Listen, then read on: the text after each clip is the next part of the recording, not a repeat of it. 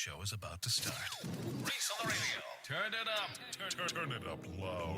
Turn it up loud. It's like a dream come true. Turn on your radio. Reese is on the radio. Yo, let's get it.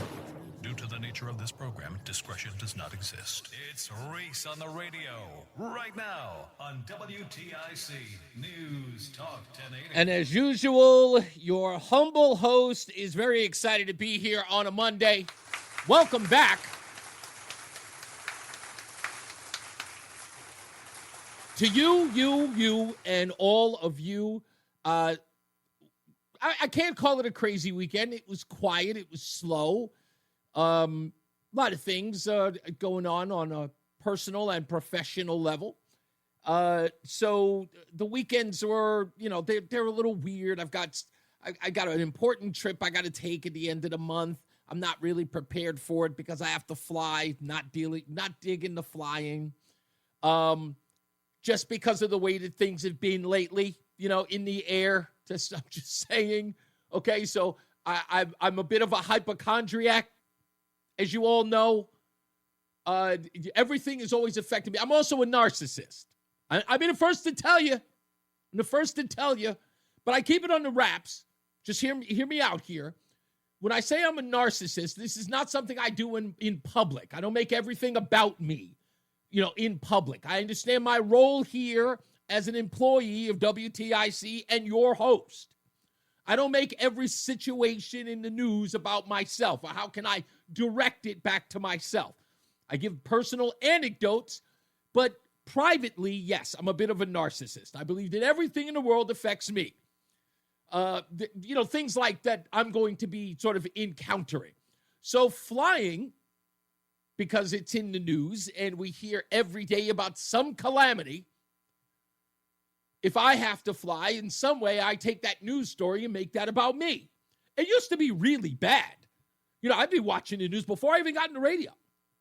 When the news would be about some particular weirdness or sickness or outbreak, I was always checking my skin. Like someone's like, do you notice the weird red bumps on your arm? And I was like, holy crap, I have a red bump on my arm. And it would be whatever that is, I've got it. It's just who I am. So I'm working on it. It's a work in progress.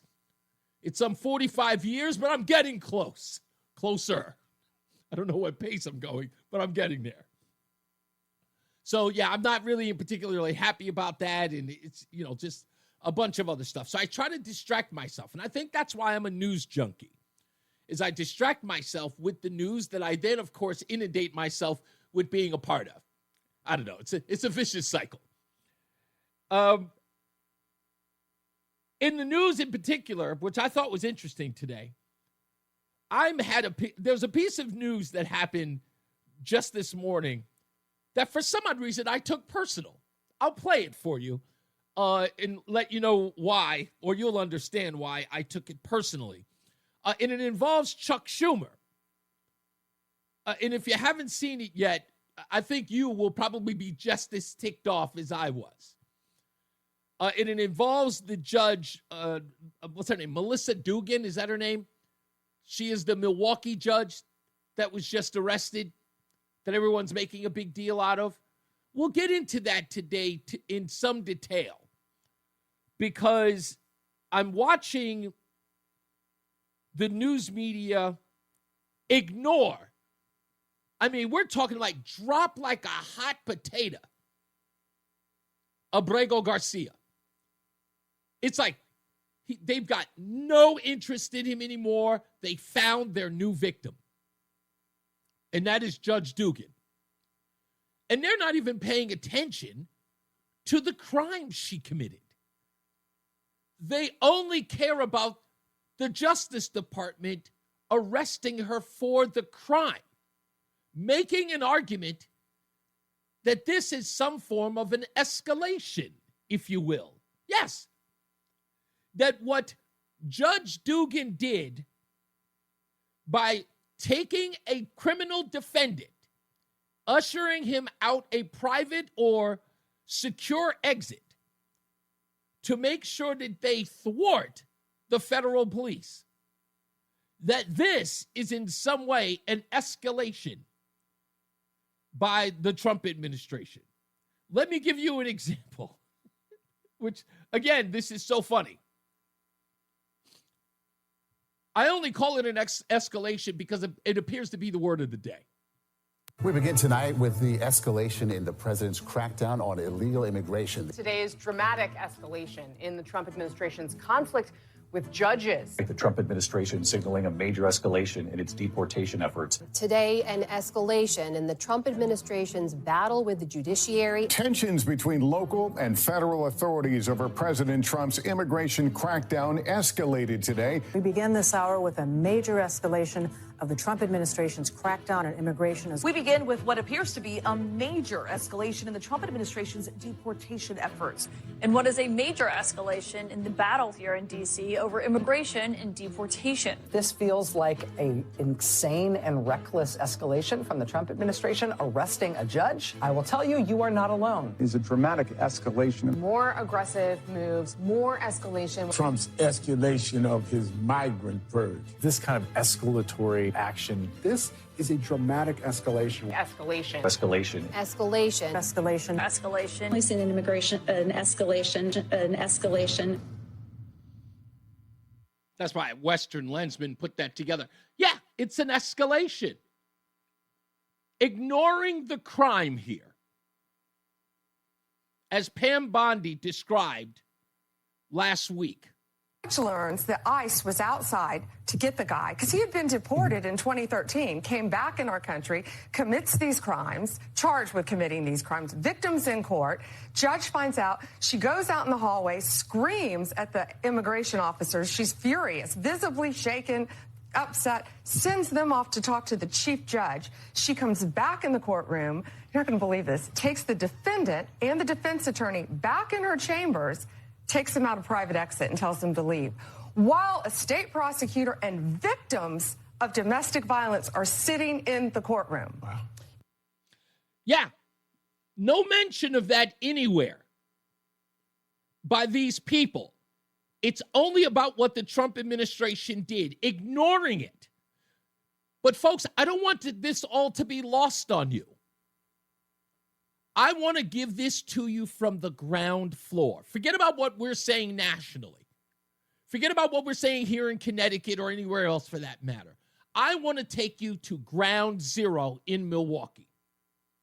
I want to take you to the mayor of Milwaukee, a guy by the name of, ironically, Cavalier Johnson. I got to play this for you because I got to break it down in so many pieces.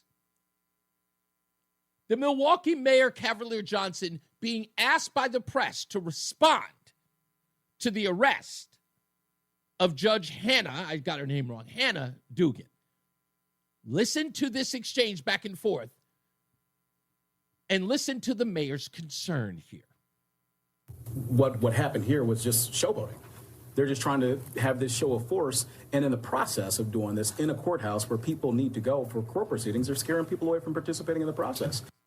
Okay. The FBI or ICE or anybody else for that matter coming in to arrest the judge for the crime that she committed or is alleged to have committed is scaring people away from the court system, the mayor says. He went on.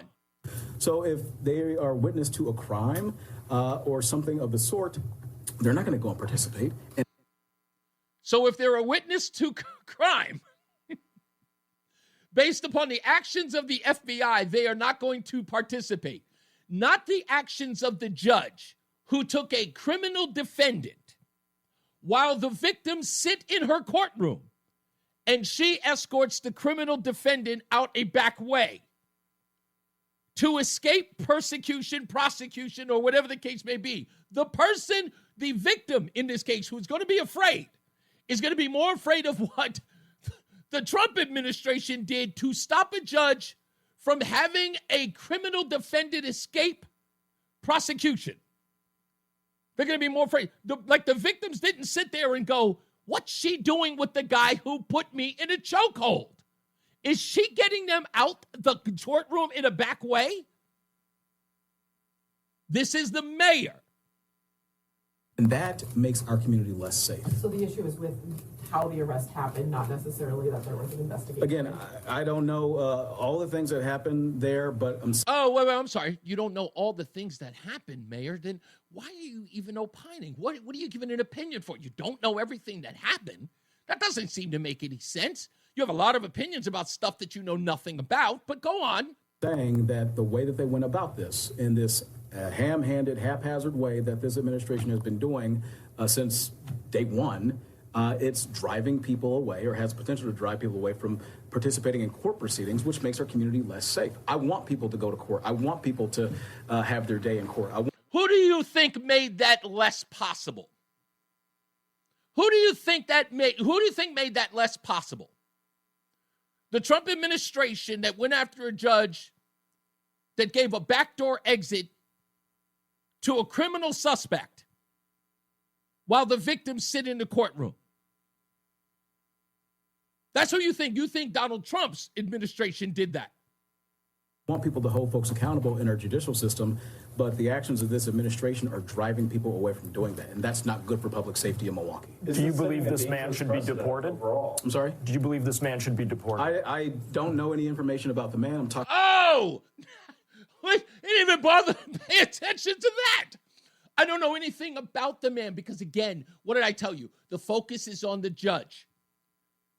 Keep looking at the judge, everybody. The judge. The judge is wrongfully prosecuted here. The judge has been wrongfully arrested. The judge did nothing wrong. Look at what the Trump administration is doing to the judge. Hey, what about the guy that the judge allowed to go through the back door? I don't know anything about that. Is that a thing? I don't even know what all of this is about. I wasn't really paying attention. I know I'm just angry about the judge. And you should be too.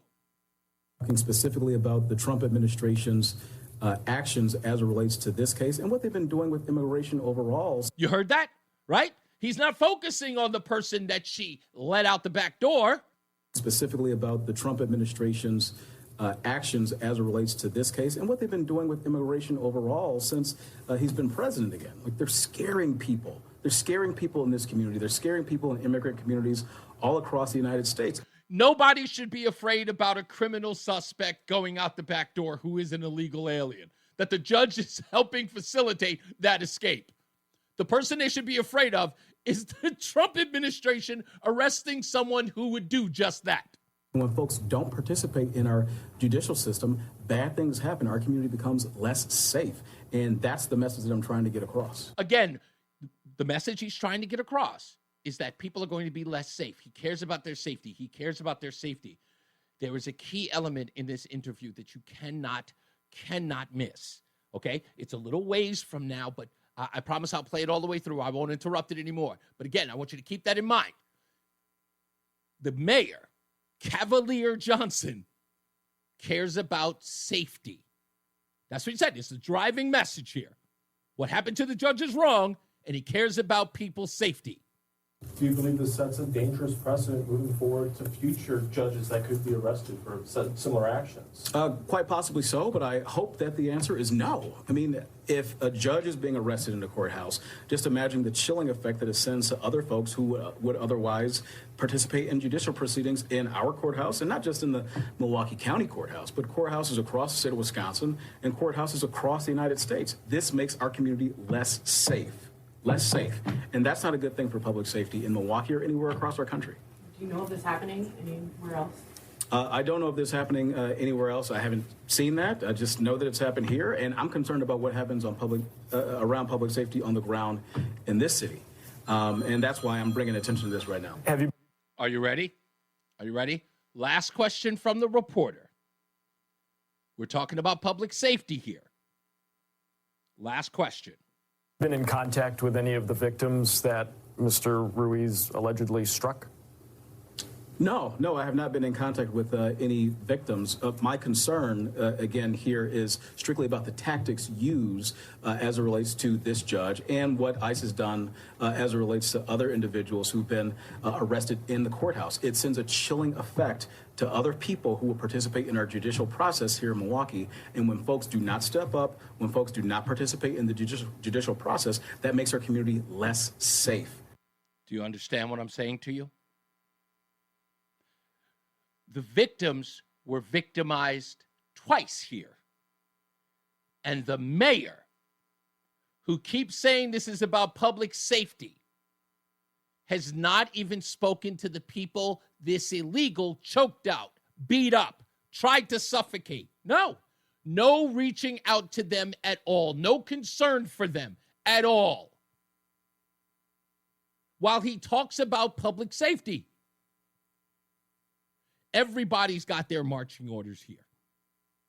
Everybody has their marching orders. Make this about the judge.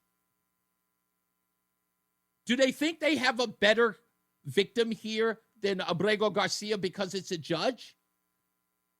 Is that what the angle is? Because I'd love to understand it. I'm just not. I'm not understanding it at all. This Ruiz guy who was there beat up the neighbor over loud music, and then his girlfriend practically choked her out. Yeah, and abused her too. People had to end up in the hospital. And here's the mayor, Cavalier. I told you his name was ironic for a reason. Cavalier says he cares about public safety and hasn't even talked to the victims, who in essence, we're talking about, you were in a courtroom. We're the judge. You show up there after this person assaults you. You get there and you think that this person is finally going to pay for their crimes. And the judge, the person adjudicating your case, here's someone, imagine the victims finding out, and he's an illegal that ICE wants to detain. Finally, justice. And they sit in the courtroom and they watch the judge, who is supposed to be getting justice for them, say to Ruiz, hey, you and your attorney, come here, go out the back way. And everyone focus on the judge, that this is an escalation. Well, you reap what you sow, is what my mom used to tell me all the time. I'm sure your mom did too. And if you can arrest the president and no one be above the law, I'm sure it applies here. The idea that no person is above the law is a bedrock principle of American justice. No man is above the law, no matter what the crime. And I agree with you. No man is above the law. No person is above the law. No one is above the law. No one is above the law. No one's above the law. No one is above the law. No man is above the law. Nobody is above the law. No one is above the law. No man is above the law. He has to be held accountable. He's not above the law. No one's above the law. Either that nor any other title puts you above the rule of law. No one is truly above the law. That is what it means to have a rule of law. That is what it means. But Andrew Weissman, that last man you just heard, he seems to see the double standard in this. He is being treated no better or worse than anyone else. This is not selective prosecution. That this is not somebody who's singled out, that he is being treated just like anyone else. That is what it means to have a rule of law. That is what the Justice Department is really signaling and messaging here, is that everyone will be treated, as Merrick Garland has said, as equally in this country. This is really a great day for America. That was Andrew Weissman talking about Donald Trump when he was indicted. Today, Judge Dugan, charged with aiding and abetting and obstructing, different tune. So there has been a violation here that we know for sure, and it is not the judge. Right, exactly. You don't do it. Even if you thought that there was a ground for doing this, the judgment call that you thought that this is the case to bring, it tells you everything. There is no adult in the room who would have said, "Are you kidding me? Why would you possibly do this?" And the answer is because we want to send a signal to the judiciary. And that's what you shouldn't be doing. I will hear from no liberals today on this one. They're all sitting by, cowering behind their radios, listening intently, knowing they should be embarrassed. We'll We'll take a break. We'll come back. More news, more views when we return. It's Reese on the radio on News Talk 1080 WTIC. Reese on the radio, making sense of the news. Yeah, even when it makes no sense at all. Now on WTIC, News Talk 1080. Well, we've only got a couple of days left. I think we're over on Wednesday, if that's correct, right? That's got to be it. A la peanut butter and jelly sandwiches. It has been a fantastic run, at least from my point of view. I've been really, really happy about it. I don't know what the numbers are. I don't know exactly where we are with it, but I do hope and I believe from the bottom of my heart, I've been just sitting idly by saying to myself, we'll see. If it wasn't a success, we'll just deal with it. But it was a good effort nonetheless. Between Rounds, our great sponsor, who does our last but not least call it a day, is giving $1 for every purchase of a Reese's peanut butter and jelly sandwich on a bagel roll or any type of bread. And it goes to the Friendly Hands Food Bank. So I just want to thank them for a great run. We'll talk about it again at the end of the month. We'll see if we can get somebody from Between Rounds on the air to talk about it. To see if it was a success, if we can talk them into doing it again. If not, this year, next year, just something, hopefully. I'm going to be doing all types of charity during my tenure here because I kind of feel like it's an opportunity to give back. I feel good about it. I think there are so many people who are deserving. And I think that's how we grow communities, through charity, helping those less fortunate and those who are in need. I think that those are things that people can come together on. I would hate to think that somebody would spit on the idea of helping people, unless they're, radical ne'er-do-wells. But I think that everybody, wants to play a part in that. I think that's just, I don't know. I think that's just who we are. As people, that we want to give when we can. We can't always give, but it's nice to when we can. We always feel good about ourselves. And even the best part is that we forget about it, which then makes us want that feeling again, so we give more. I think that's always beneficial as well. Let's get to the phones real quick because I got plenty of stuff to get into. It is Monday, and I am loaded for bear, so I want to get the phone calls. If you do wish to opine and jump into the conversation, you could go to reseontheradio.com. Yes, the website's back up. And you can join us in the chat room on Facebook or X or YouTube or Rumble. And you can also call us up at 860-522-WTIC, 860-522-9842. Let's get to two of our regulars here. Adam's in East Hartford. How are you, sir? Hey, Reese, thanks for always taking my call, brother. You call. Why not? You took you put the effort in to call. Why not show you some love? How you doing, buddy?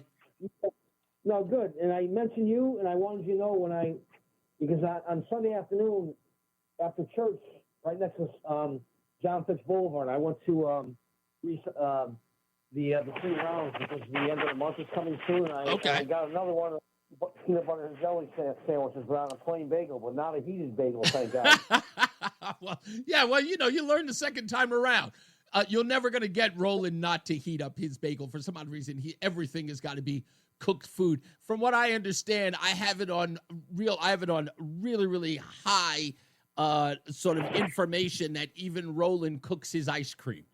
Everything's got to be cooked. That's pretty funny. But hey, I promise to be brief, but I want to touch a topic. But before I get to my topic, with my photophobia, my eye problems, it was a little bit messy. Right now, I'm applying for SS disability because I got some vision problems and balance issues. But hey, what I called about though, the squabble took place again this morning on a different station, but it was with Mark and Mary Faye. I heard. It's hard because I like them both. In other words, I like how Mark won't trash you if you're not totally on the Trump train on certain issues. He's also conservative, but when I saw Mary at a Christmas dinner, I gave her and Amy Borden a kiss on the cheek, just a greeting for the holidays, and it's awkward. And then with listen, there's nothing to be. Listen, there is nothing to be awkward about. This little back and forth between Mark and Mary. Let me tell you what I love about this. It is very simple. And, people on the left can actually learn from it. The stated goal is always the stated goal. But as conservatives, we fight quite often. It's like, it doesn't have to be family. It could be friends. It could be acquaintances. But wherever you fall short, right, if you're not meeting that mark, incidentally, Mark will call you on it, right? So one of two things are going to happen in that exchange.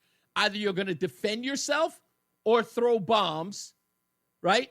And I think in this case, it's at the bomb throwing point.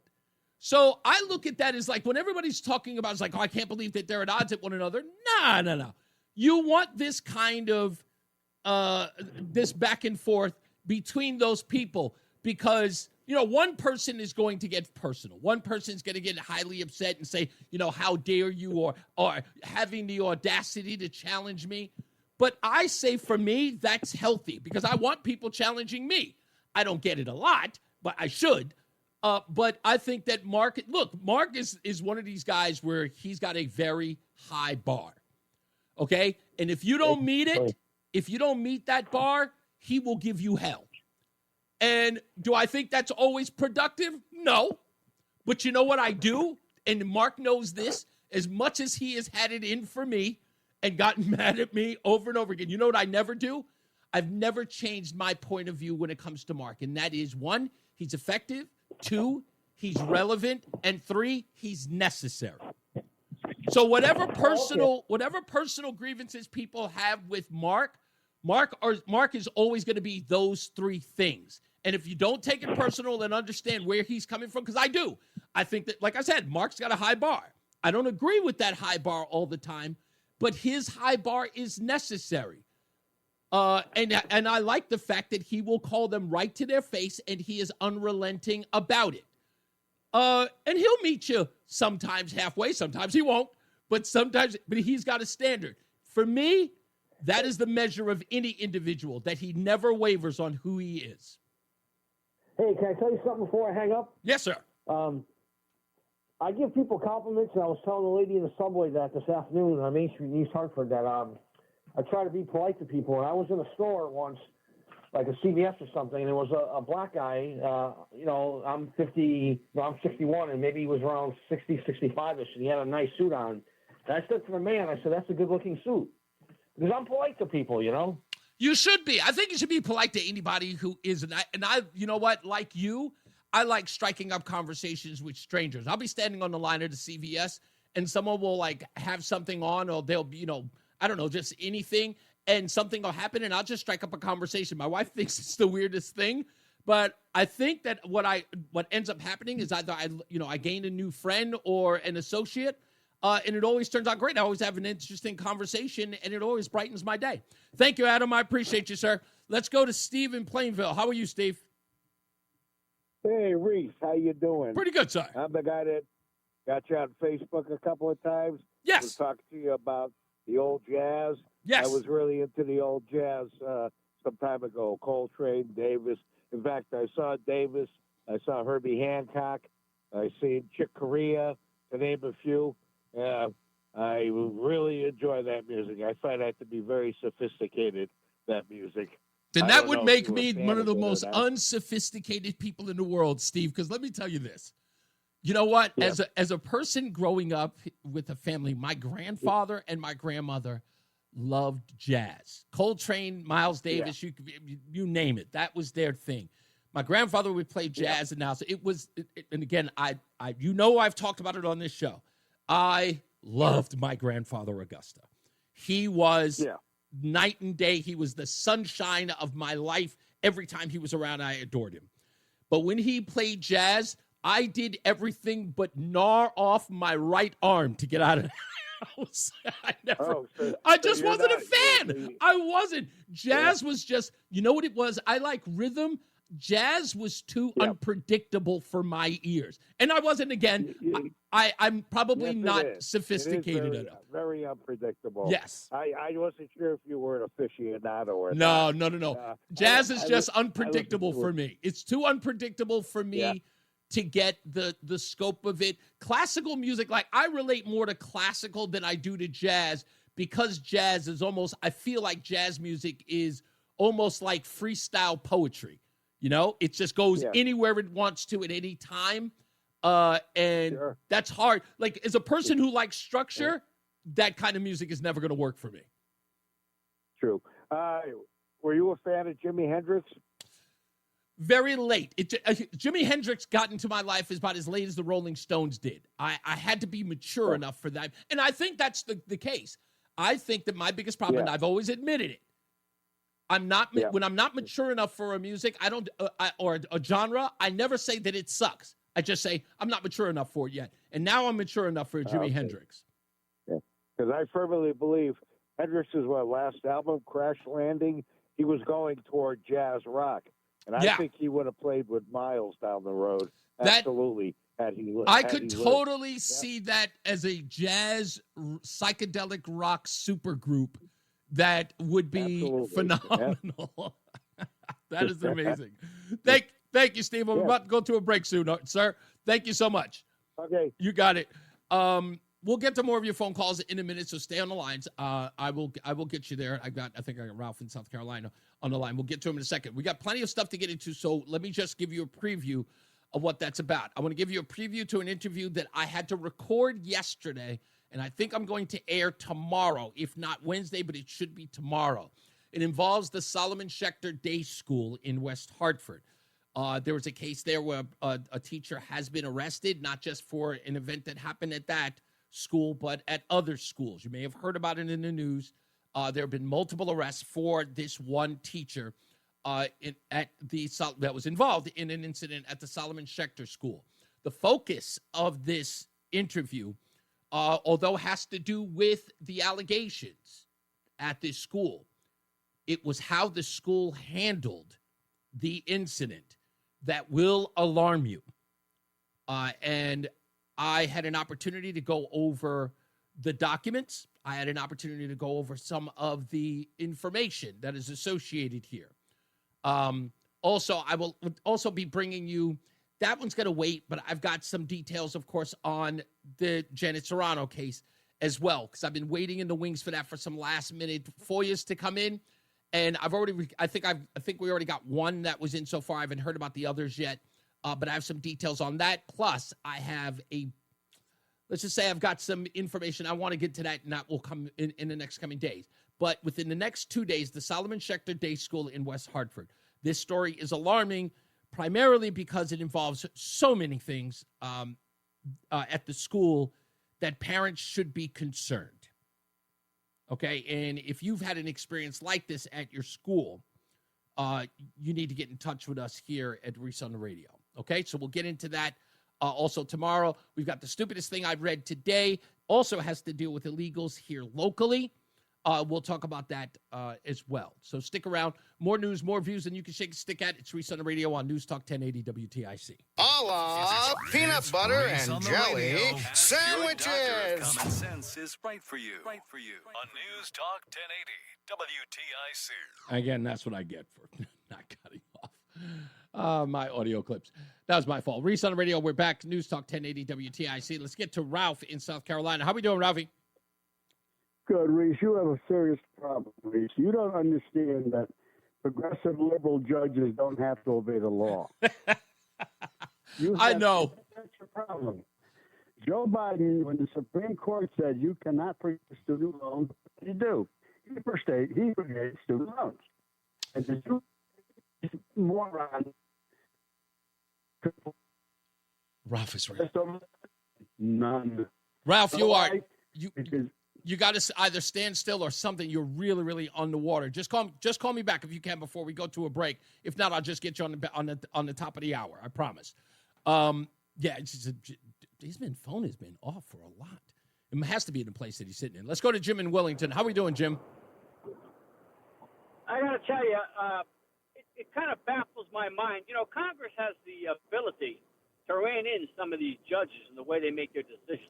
That's exactly what Mike Johnson had been saying just a couple of weeks ago. He had a whole press conference about this, saying that he was going that's great. He's saying that he was working with Congress to pass, if not a resolution, but to rein in these district judges. Well, he's telling me he's working with Congress now. I'm not sure if I know the whole law, but they've got control of the House. They've got control of the Senate. Indeed. Unless you need 60 votes, unless they need 60 votes in the Senate, maybe I don't understand it correctly. Yeah, I don't know whether or not. I don't never heard anything about the 60-vote majority in this regard. But it's true. They do have the ability to rein in these judges. There's no move that's been made, perhaps because the focus has been on the budget and getting, the quote-unquote big, beautiful bill passed that they're trying not to thwart or trying to make that an issue inside Congress right now. That could be the case. I don't know. But I think you're right. And this whole idea of due process, I love the way the slide rule of what's facts and what's fiction continues to go on with the Democratic Party when it concerns that gentleman down in El Salvador and others. I don't know how many people have been murdered in this country from illegal aliens, but where is the due process for them? Oh, none. And if you want to tell me this gentleman that's down in El Salvador right now didn't get due process, how? How is that possible? He was in court at least once. Two judges looked at his case. And so where is it that there's no due process? And what about the 10 million people that came across the border during the Biden administration? What was the due process there? I love the way Greg Gutfeld put it. He said you have 10 million people who crossed the border, who skipped the line and crossed the border. Now you want to put them online to get them out. Thank you, Jim. I appreciate you. You're absolutely right. Let's get our first check of the weather and traffic. I don't think is Bob Cox in for weather today, in for Jason Caterina, and Mark Christopher's in the BPS Traffic Center. At least I think that is. Hey, Mark. It's Reese on the radio. And don't say we didn't warn you on News Talk 1080 WTIC. Let me get on Ralph in here. Ralph, I don't know where it was. You were completely underwater. You sound better now. Can you hear me now? Yeah, now I got an echo, but you're much better. Go ahead. Yeah, the reason I called is because you don't understand progressives and liberals, Reese. They don't have to obey laws. They don't apply to them.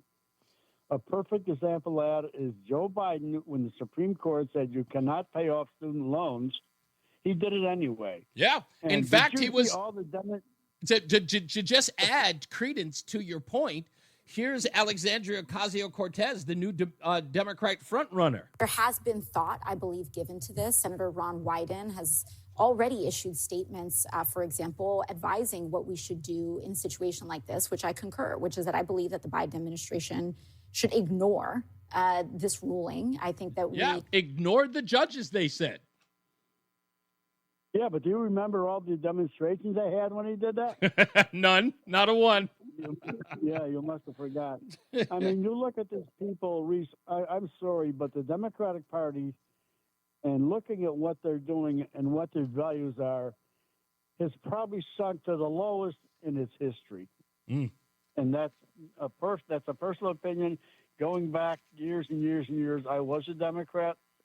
And I said, no, these people are not on my side. These people do not stand for what I believe in. Well, you know what? I'm going to address that in a little bit. So, Rob, stand by for that, because you make a very good point about today's show, as it pertains to this Judge Dugan, of course, the news media and the talking heads, as it were, about their defense of her, and clearly not the defense of the people who were attacked in this case. So I'm going to break that down. There's something that's happening within the Democrat Party that I think you're alluding to, and it's very, very smart that you caught up to it. Thank you, man. I appreciate you calling me back. Let's get another check of our weather. I thought Jason Caterina was actually out because I heard Bob Cox later in the afternoon. But he's here, so we're happy for that. And so is Mark Christopher. He is in the BPS Traffic Center. How's your weekend, bud? Very busy, but good. Very busy, but good. DJing, I presume? Huh? Were you DJing or something? Was that? Yeah, 3 gigs over the weekend. 3 gigs? What were we like? 2 weddings and a funeral? No. Not quite. No weddings, but 3 gigs, and the legs are a little bit sore today. Oh, standing up all day. We're standing up and lifting that stuff breaking down, setting up 3 times. So well, God bless you. God bless you. president of the Chris Murphy fan club, Reese on the radio on News Talk 1080 WTIC. Chris Murphy is dead serious about this bearded thing. They are really, really, like, they're serious about the bearded thing. And I think it's a J.D. Vance thing. I'll talk about that maybe later on in the show. This comes from public radio here in Connecticut. The writer here is Daniela Donsel. And nothing sounds crazier than a news reporter. And that's what this is. This is a reporter, not a journalist. There is a difference. But nothing is worse than a reporter who sounds like they are in bed with the cause of the subject. But this is an article. Headline: Amid reports of wrongful detentions, Connecticut activists teach immigrants their constitutional rights. Now, here's the breakdown of the story. The person that is in this article is standing behind a cardboard box with a hat on that says ICE, and they are shielding their face so they do not face any repercussions for what they're doing. Again, helping immigrants know their constitutional rights. They're hiding their face. Here's the story. Rojas, who does not use her full name in order to protect herself and the community she works with, stands behind the cardboard door wearing an ICE hat that serves as props during the Know Your Rights trainings that she leads. Rojas believes teaching people their constitutional rights and how to use these tactics helps the community center in New Haven members of the immigrant community to put on a kind of play. She helps them put on a play so they know what their constitutional rights are. Now, again, they are doing this under the cover. They're doing this behind cardboard signs. They are hiding their identities in articles so that they can help legal immigrants know their constitutional rights. Anybody see anything wrong with that? Now, if you're a reporter, you just report. If you're a journalist, you investigate. You ask probing questions. Wait a minute. So you're saying that these people have constitutional rights? Yes. Yes. You're saying that you're protecting them in the event that a rogue government tries to deport them when they have a constitutional right to be here. Nespa? Yes. So why are you hiding your name and your identity? Why are you concerned about repercussions? Do you think it's the SS? Do you think it's the secret police? Do you think it's the brown shirts? What are you thinking? But no, that's not even in the article. She says, I'm committed to waking my people up so they know that he or she or they can share with others their rights. Rojas is an immigrant who is actively involved with the undocumented community in her city. Well, it can't be both, because if they're undocumented, that means they have no right to be here. And if they have no right to be here, how can you protect them by telling them what their constitutional rights are? They don't have any. They're undocumented. Undocumented means you have no constitutional rights. Now, I know some people are going to push back on that and says, but yes, they do, Reese. No, they don't. No. Where's their jurisdiction? They have no documentation to be here. They have no Social Security card that says that they have a Social Security right to be here. They have no birth certificate that says that they are a member of this country. There's no jurisdiction, not even for the country or locally. They have no driver's license, no photo ID, no nothing. They are, as the term goes, undocumented. So without having document, there is no jurisdiction, and therefore not having jurisdiction means you have no constitutional rights.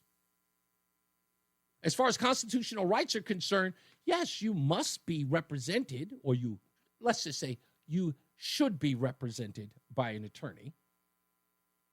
But one is not afforded you because you are not a legal citizen of the United States. See how that works? See, a legal citizen of the United States, if you cannot afford an attorney, one will be provided for you. If you are an illegal, that is not the same. You don't have that constitutional right. Not a citizen. That's how that works.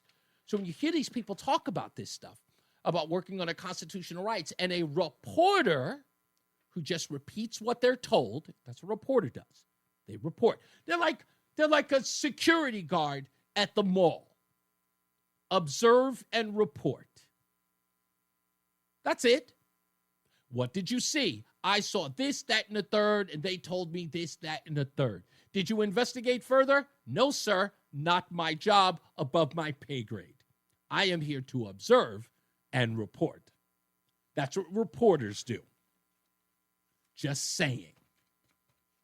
Okay? We'll get into that, and, of course, your phone calls. Let's get into those now. 860-522-WTIC. Leo's in Burlington. How are you, Leo? Leo? Yes. Hey, how are you, sir? Oh, hold on, Tom. Is this the right dude, Tom? No, this is Reese on the radio. Oh, it's Reese. Okay. I wanted to talk to Tom confidential, but I'm cool with what's going on. No. It's a really long story. I just don't want to be on the air. Okay, well, if it's something that needs to be said privately, why not just contact me at reasonoradio.com, or you can contact Tom Shattuck. That's why I'm not. He's not on. He's not on in the afternoon. But I've got to go. But I appreciate. Right, he's on in the morning. Yes, sir. I appreciate you. Let's go to Mike in Plainville. How are you, Mike? I see the mysterious Mr. Chang is on the move again. Who? Oh, you're talking about. Who are we talking about here? The chancellor, the one that was caught with improprieties of running up tabs at hotels and yes. Yes. And who knows what else he was up to now. Okay, that's a hell of a deal. You get a demotion and you get the same rate of pay. This has been going on with the state for decades. People have no idea. I've seen it firsthand. I've seen it. I've seen the abuses. It'll make people. Well, you notice there's an investigation into this now. Oh yeah. What kind of investigation? Well, look, trust me. This is one of those things, and I wish that Republicans in Connecticut would follow the lead of this administration. And that is, it's not like you can't independently investigate this abuse of power, this money laundering, all of this ridiculous fundraising through Act Blue. That can all be done here locally. You know what? What John Rowland did was nothing compared to what these clowns are doing now. Malloy and Rel and that loser we have sitting in the state capitol right now. I'll come out when I feel like it and work when I want to. Okay? What the hell is that? Again, like I said, people need to have the wherewithal, and it doesn't matter. And I don't know what, but you know what? I'll talk to people about that. That's just it's such a wasted thing to talk about in Connecticut. I kind of feel like people are addicted to just being upset and angry and beefing about it and waiting for everyone else to respond to it, waiting for the local media to cover it, which is never going to happen. I tell you about this media all the time. They don't care. I got a feeling with this judge in Milwaukee. You know what? She's just going to get she won't get pistol whipped. She may get a freaking ruler across her knuckles, but she won't. Oh, you don't think that she's going to? You don't think she's going to get a rip? I mean, you don't think that she's seriously going to suffer legally for this? Listen to me. She should never. No. What I'm saying is she should never sit on that bench again. She should never wear a robe. I think you make. Have you seen her? Yes, I think. Listen, and I've watched some tapes with her talking about social justice and all this other stuff. That woman should get exactly what's coming to her, and that is the full extent of the law. What she did was criminal, and what she did to those victims was far worse. And she should actually, as Chuck Schumer likes to say, she should reap the whirlwind. For what she did. I wish I could have been the one to put the handcuffs on her and take her away. Thank you, Mike. Let me get to Paula in Simsbury. Hello, Paula. Hi, Reese. I love this subject, and you know I do, because you are so right. They don't have rights. The illegals don't have rights. Nope. I have rights. I'm a legal immigrant. I have more rights, and they should be deported. I don't understand. A lot of us. Paula, the thing that I'm trying to understand with those who are advocates for illegals in the country, I get that there is a selling point here, and understand me when I say the selling point. So the idea is to sell the idea that these are poor, wayward souls, and why not allow them to come to the country that has all of these riches? I'll tell you, and I'll ask your opinion about this and what I'm trying to sort of give the hypocrisy in all of this. I find it interesting that they don't understand why we don't follow that plight, when at the same time they're suggesting these people are coming here to this country for a better life. At the same time, those people call us not the greatest country in the world, a country that is homophobic, racist, and sexist. At the same time, trying to sell us the fact that these people are coming into the country for a better life. We thought we sucked. So that's the reason why they can't sell it. You know what I mean? Like, you can't tell us in one breath, America sucks. Oh, like, then why should we let all of these illegals in? Well, because they want a better life. I'm like... I don't get it. It's the hypocrisy, like you said. It's just insane. It's like a roller coaster of insanity. I don't understand it, Reese. And it's like getting all this free ride is disgusting, because I know my family never got any free ride from the government. We never asked for it. We came with nothing, with suitcases, and that's it.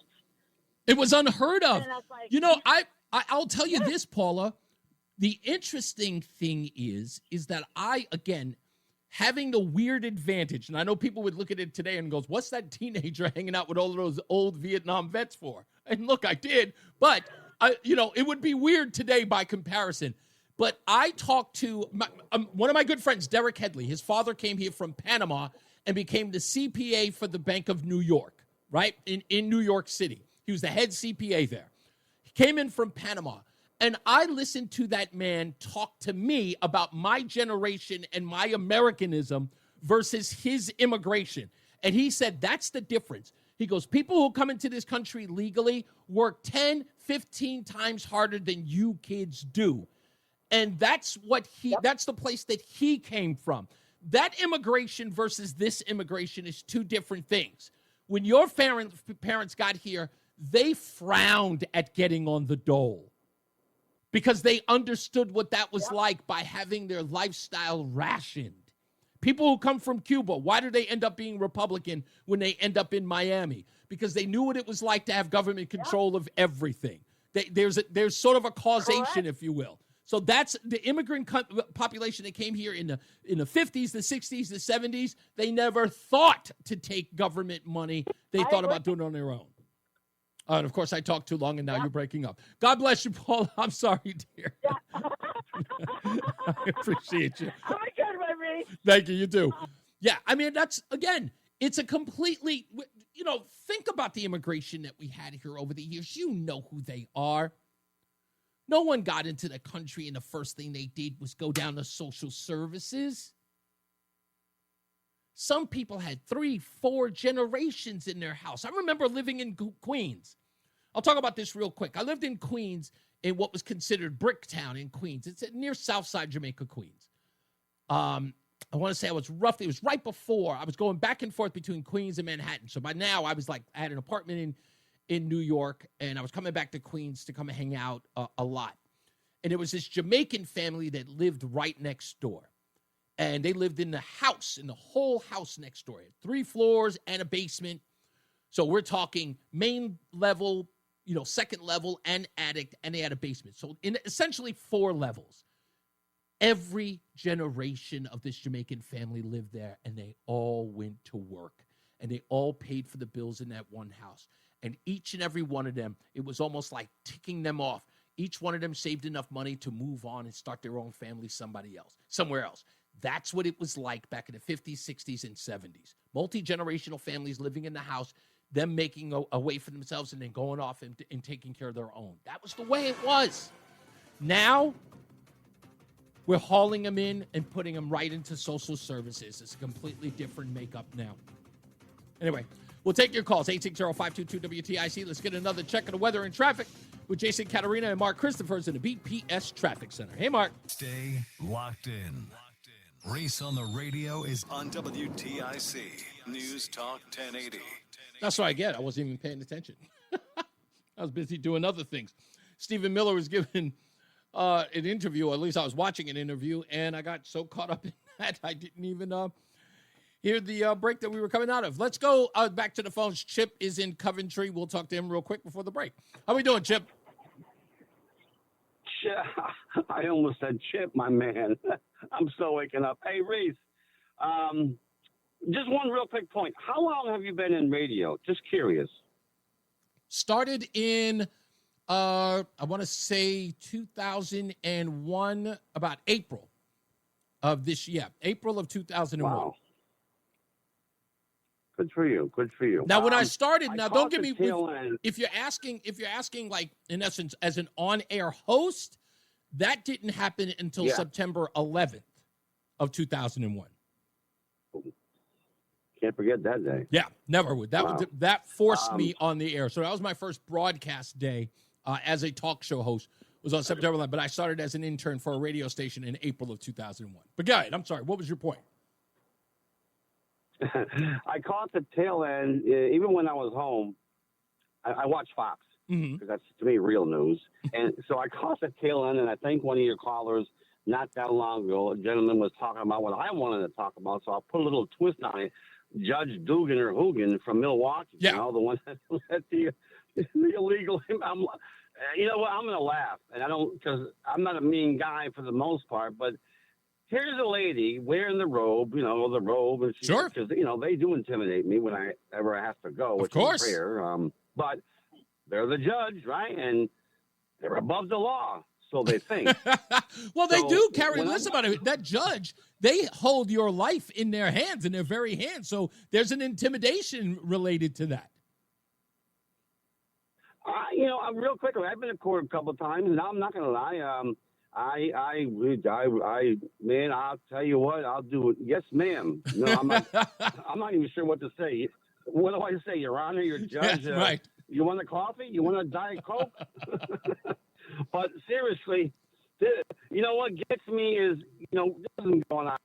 Thank God, again, I'm a Trump supporter, and we're getting a lot of the illegal stuff that shouldn't have been here. But this judge, I'm trying to visualize the back door. I think it was the jury door. Yeah, it was the jury door, which goes to a private, like if you have a sequestered jury, this is a door that they go through so that no one in the public knows how to get to them, can get to them, and they can secretly walk back and forth to the courtroom.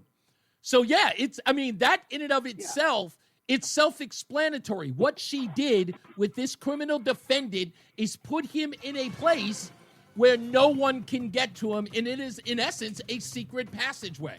But I got to take a break, Chip, but I totally get where you're coming from. We're going to get another check of the traffic. I got so much more on this as far as audio-wise that we'll get to, as well as the stupidest thing that I read today when we return. So stick around for that. Jason Caterina's got your weather, and Mark Christopher, he's in the BPS Traffic Center. The self-proclaimed love child of Rush Limbaugh. They're running a strange program, y'all. Reese on the radio on News Talk 1080 WTIC. That's right, we're back. Reese on the radio, News Talk 1080 WTIC. Now, folks, let me tell you, what I'm about to play next is going to get you upset, so stand by. It's the stupidest thing I read today.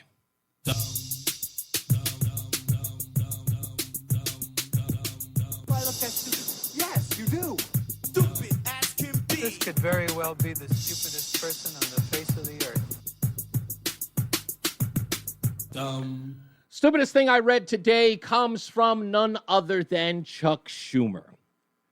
Chuck Schumer had the audacity to chime in about the arrest of Judge Hannah Duggar in Milwaukee.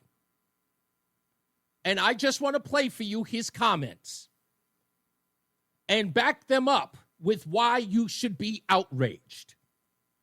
You all know it. You all know it. As soon as you hear it, you will go, wait a minute.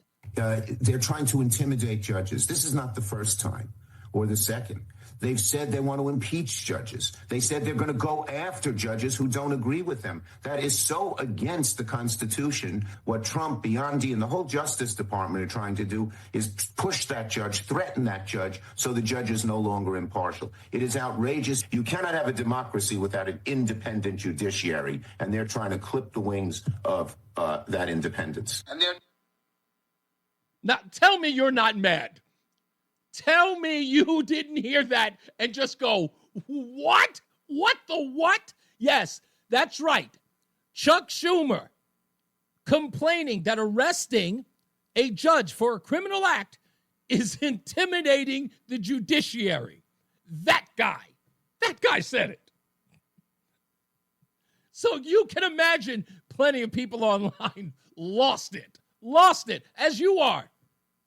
Because, of course, Chucky Schumer, he is famous for this right outside the Supreme Court. Taking away fundamental rights. I want to tell you, Gorsuch, I want to tell you, Kavanaugh, you have released the whirlwind, and you will pay the price. You won't know what hit you if you go forward with these awful decisions. I couldn't believe it when I heard it. I couldn't believe it. Again, all of these people are out of their mind. They're completely out of they're just, it's insane.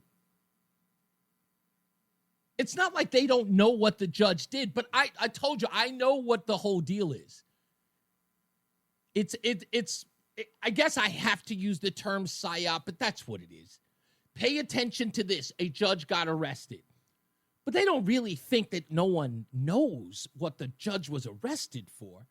Do they really believe that no one is going to inquire why the judge got arrested? Even the most uninformed, ill-informed, or malinformed individuals? The mainstream media does not own that space anymore. Nowhere. If the kids are on TikTok or Instagram or Facebook or whatever it is, Discord, wherever they are, they all know what the judge did. They all know. How do you not know you're going to look silly defending this woman? How do you not know? But there they are, screaming and hollering about it. If you missed it, Mayor Cavalier Johnson, still love that name, Cavalier, said this. What happened here was just showboating. They're just trying to have this show of force, and in the process of doing this in a courthouse where people need to go for court proceedings, they're scaring people away from participating in the process. So if they are witness to a crime or something of the sort, they're not going to go and participate. So if they're a witness to a crime, they will not participate in the judicial system. They won't show up to testify because Donald Trump had a judge arrested for committing a crime. Now, again, I know that Mayor Cavalier is not stupid. I know he isn't. Sad part is that, again, if you listen to the reporters, that's the other side of this, folks. Listen to the reporters who know what happened. Listen to the questions that they ask. It is barely about what the criminal defendant has been accused of, what the judge did with the criminal defendant. It lacks any conversation about the victims of the criminal defendant. It is only about the judge. Have you seen this happen before? It's as if to act like it was randomly, like the FBI just showed up and just grabbed a random judge and put her in handcuffs. Nothing took place to reach there. It's kind of the way that they view abortion. Like you wake up one morning and you're pregnant. You got to get an abortion. The baby just grew in his belly like cancer. And that makes our community less safe. So the issue is with how the arrest happened, not necessarily that there was an investigation. Again, I don't know all the things that happened. Did you hear that? So the issue is with the fact that the arrest happened and not what led to it? He's got no answer for that. I don't know the details of that because he doesn't care about them. But I'm saying that the way that they went about this, in this ham-handed, haphazard way that this administration has been doing since day one, it's driving people away or has potential to drive people away from participating in court proceedings, which makes our community less safe. Now, what do you think it would do if you thought in your head you had been the victim of a crime? Imagine that. You had been a victim of a crime. You were asked to show up in court. If the prosecutor had said to you, John Q. Public, Jane Q. Public, it is important that you come into the courtroom so that the judge can see you there, so they understand the impact of the crime that has happened against you. And when they get there, the judge takes the person who has wronged you and eases them out of the court to shield them from further prosecution from the feds, regardless if it's about immigration, that they had taken a political stance on the issue and found a way to escort them out. And you think that the person that you would have a problem with, that you would leave that courtroom saying, damn, Donald Trump, it's your fault I didn't get justice. Like, how stupid are we? How stupid could you possibly think anyone is? I want people to go to court. I want people to have their day in court. I want people to hold folks accountable in our judicial system, but the actions of this administration are driving people away from doing that. And that's like the administration is inside that courtroom every day. I'm going to fast forward to the end and I'll take one phone call. This is, again, if I have it up queued up right, I hope I do. A reporter finally asking about the victims of Reese, the person who was ushered into the back door by Judge Dugan. About what happens on around public safety on the ground in this city.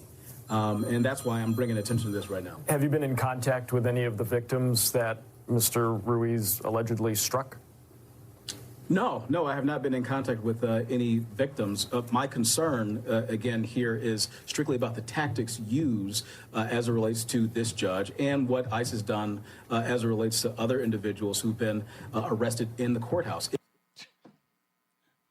The concern is with the criminal, not the victim. And that's what's going on all across the country. Here in Connecticut, too. The concern is with the criminal alien. Not with the rule of law, not with the citizens. You guys are going to be all right. You're going to be fine. 860-522-WTIC. Let's go to Tom in Thomaston. How are you, sir? Hey, that audio, Schumer. He's ridiculous.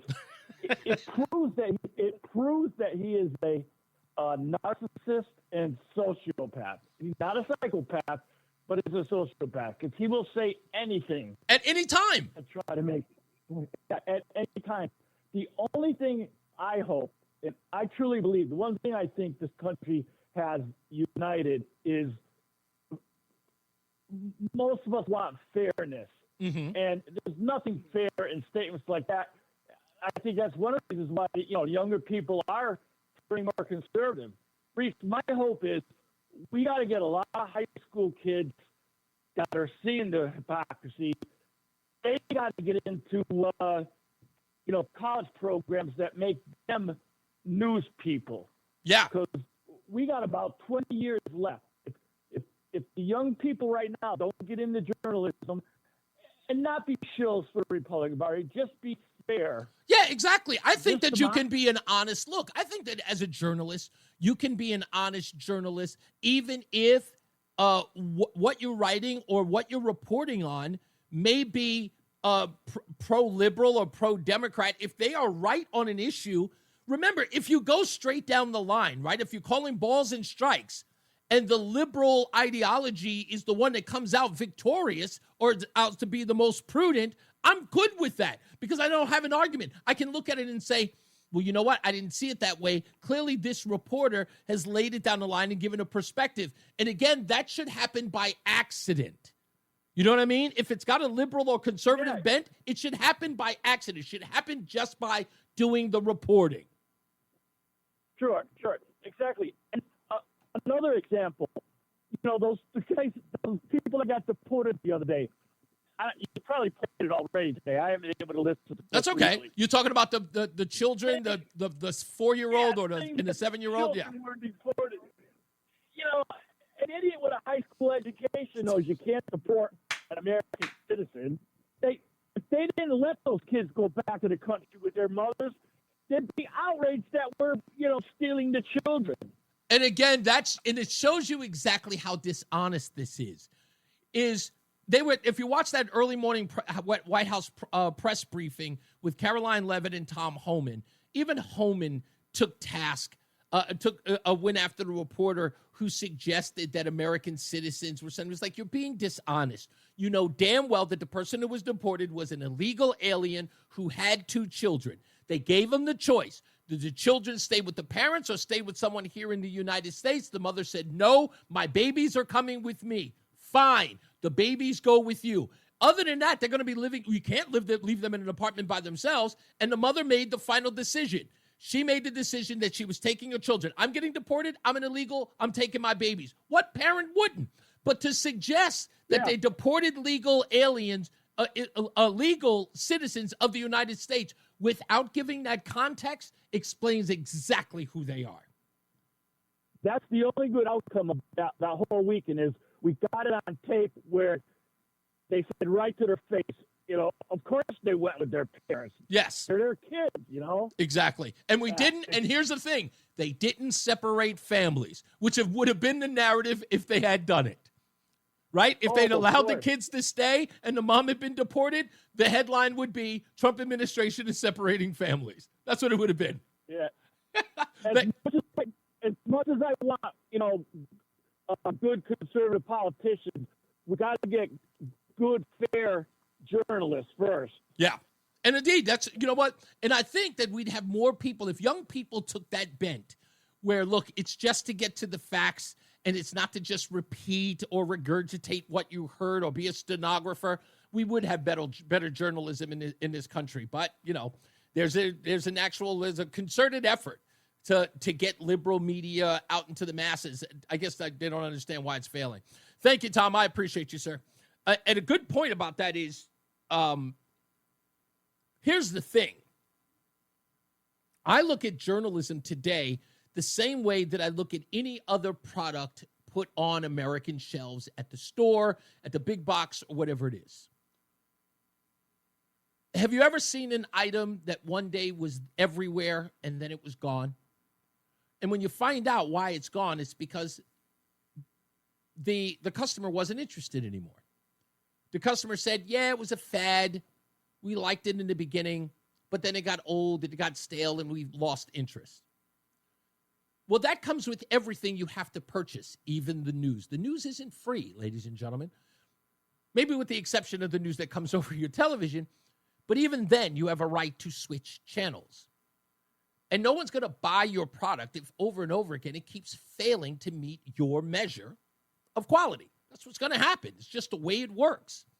So if the school system or these journalism schools are going to keep regurgitating or keep sending out the same dribble by every new journalist that comes in and says, make sure you have a liberal bent, make sure you have the MSNBC, NBC, ABC bent on everything, that kid is not going to have a career. That kid is going to work at an establishment and they're going to lose their job. Ask the Washington Post. Ask the folks over at the New York Times. Every month you hear a story about hundreds of reporters laid off. Why?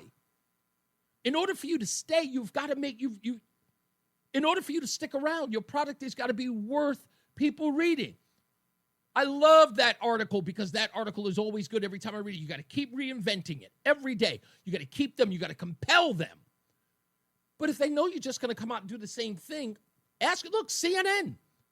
Who's going to turn it in order for CNN to actually get somewhere in the ratings as of late? What do they have to do? They brought in this Scott Jennings. He's the biggest thing on CNN. He doesn't even have a show. They have him on every program just so people will watch the darn network. Doing something they couldn't do before and wondering why they're reaping the rewards. Probably because the old ingredient sucks. Let's get another check of the weather and traffic. Jason Caterina's got your weather, and Mark Christopher. He's in the BPS Traffic Center. How are we doing out there, Mark? The hour that packs a punch. It's Reese on the radio on WTIC News Talk 1080. We've still got plenty of news and plenty of views to get into in a little bit. I want to give a shout out to Craig in the car. Give him an applause. He reminded me too late. But if you go back and listen to last week's show, Friday, for the Friday Night Dance Party, I was playing some music by Remy Wolf. And we had mentioned some other people. Jason Caterina had brought up Tori Amos, which immediately made me start digging in the crates for her music. But Craig in the car mentioned somebody I forgot about. And you guys will remember her. Not one person called and mentioned her. But even Greg realized it later on. He was like, how did I miss this one? Fiona Apple. Oh, come on. I don't know what guy. You may not, again, these were all sort of like, very Lilith Fair type singers, but please tell me you did not. Tell me you did not have the biggest crush on Fiona Apple. You probably couldn't cite one song by her. But if you did not see her on MTV or VH1 or whatever it was, you did not see that woman and go, holy mackerel. I cannot believe I forgot about her. Yeah. Criminal banger of a song. Yes.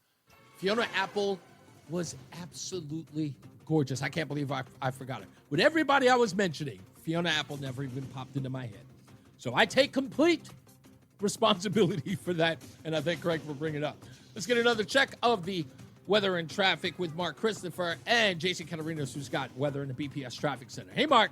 Reese on the radio is getting ready to drop some knowledge on WTIC News Talk 1080. Drop it.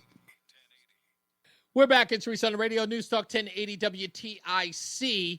CNN, of course, is reporting it's getting bad for Donald Trump. Hey, we are starting right here at the Magic Wall to break down CNN's exclusive new polling being released right now. What's it show? Americans are increasingly turning against the president on the central issue that got him reelected. You guessed it, it's the economy. Yes, they are worried about the economy all of a sudden. Donald Trump is underwater in the polling data due to the economy. And, this is something that Democrats should be screaming and hollering about while they're holding sit-ins on the stoop. I don't know what that's about. Did you see that? The Democrats were sitting on the stoop of the Capitol, just hanging out on the stoop, singing songs, going back and forth. Kumbaya, my Lord. Frank Lutz, who is a pollster, often used, did a focus group, an online focus group on Zoom or something. It went a little like this. I need to ask you an issue that no one's brought up and that has crashed your 401ks, most of you, your tariffs. Stock market is way down. It needed a correction. Oh, so you support it? Yes. You bet. Yep. How many? And I have to tell you, how many? My 401k wasn't impacted at all. First off, how many of you did not lose any money over the crash of the stock market? One individual, two people. So, Serena The and Biden Jeff. administration, I lost more money than the Trump administration by far. In 2020, Like in 2022, they crashed it 40% by or more. 25%. Yeah. For the whole year. No one's upset over this? No. No. Nobody. There's not a an single endgame here. 40-year period in the history of the stock market where the stock market hasn't appreciated at an average rate of about 7%. It's so, yeah, there's ups and downs and corrections, and sometimes people are foolish and they jump out, buy high, sell low. But if people just get in and stay the course, they'll be just fine. Again, like I said, regular folks versus the news media. I don't know. You got to make that decision on your own. You just got to. Let's go to my good friend, Wall Street Joe in New Hampshire. What's up, buddy? Listening to Frank doesn't have any idea what the market is all about. He's calling the market just the patterns and feathers. What the hell is the matter with him? He has no common sense in the stock market. Yeah, it was 44,000. Now it's around 40. So you're looking at 8%. During the course of the year, the market will have a high and low, 20 to 30% from its high and low point. Frank West doesn't know what he's talking about. He has no sense of what the stock market is all about. He just showed he has no credibility on the stock market. I know. That was the reason why you saw his reaction to actual people who have 401ks and the way it's affecting them. Frank Lutz is going at this from the media angle. The people in the media tell him what to think or how the people are supposed to think, and then he actually talks to real people, and he gets the complete antithesis of that, and he doesn't know what to do with himself. What? You're not? What do you mean you're not? Again, this is the bubble. This is the bursting of the bubble. So now he's got to go to the news media. He's got to go on CNN and MSNBC and tell those whack jobs, I'm sorry, folks, you guys are reporting calamity, but in the real world, that's not happening. Now, it's not to say that there aren't some people who have their 401ks haven't been affected, but that to a lot of people is a shocker. I know a lot of people just heard that and just went, oh, that's strange. That's not what you hear every day. It's too bad. Joe? I think he got cut off. Sorry, Joe. Anyway, let me move on. 860-522-WTIC. Hey, Marcus in West Hartford. We talked about him earlier today. What's going on, buddy? You did? Yeah. Hey, first of all, Sade Adu is the OG. I don't care who you put up against her. Who? Sade Adu? Was Sade. Yeah, Sade. Oh, yeah. The lead. Okay, now hold on. We're talking about a particular judge. Like, you wouldn't put Sade in the same area of, because we're talking about Fiona Apple, Annie DeFranco. I got it. Those so areas. Call me freaky, but I love Shirley Manson from Garbage. Okay, yeah, I can go for that. Yeah.